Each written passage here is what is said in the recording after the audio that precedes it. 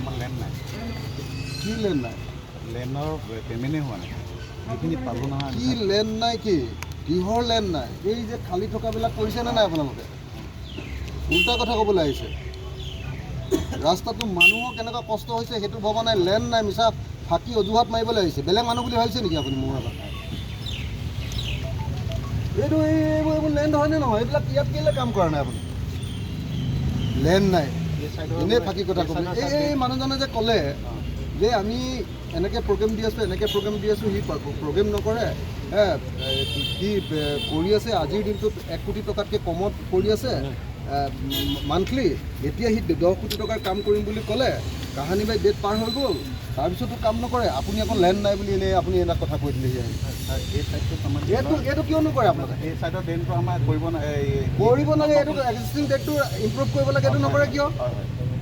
এইটো এনেকৈ ড্ৰেইন খান্দি থৈ কোনোবাই যাব পাৰে নেকি? এই ব্যৱসায়ীবিলাকৰ কি হ'ব?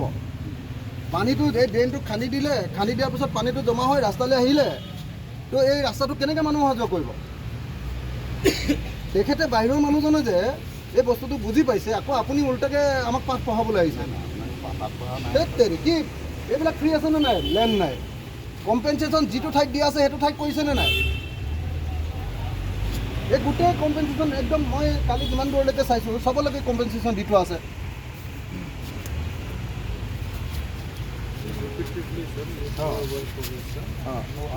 ঠিকাদাৰৰ পক্ষ নল'ব। কাম বেয়া কৰিছে, মানুহক কেনেকৈ শাস্তি দিছে শিৱসাগৰৰ মানুহক?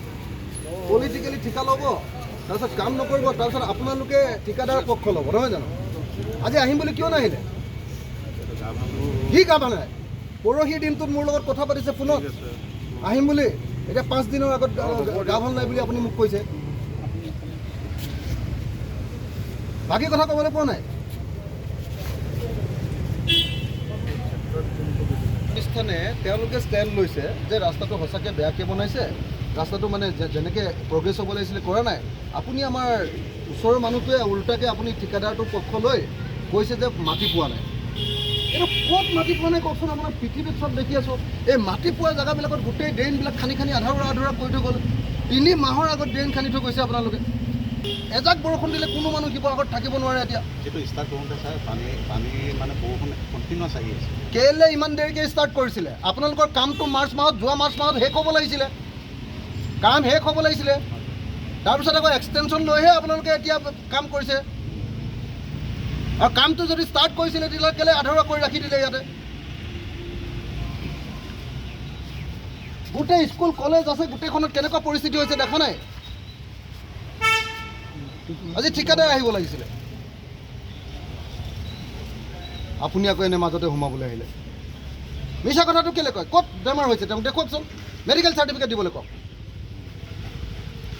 পৰহি মোক ফোনত কথা পাতিছে, ইঞ্জিনিয়াৰলৈ ফোন মাৰিছে, মোক লগাই দিছে, কৈছে মই একদম 10 বজাৰ আগত পাই যাম।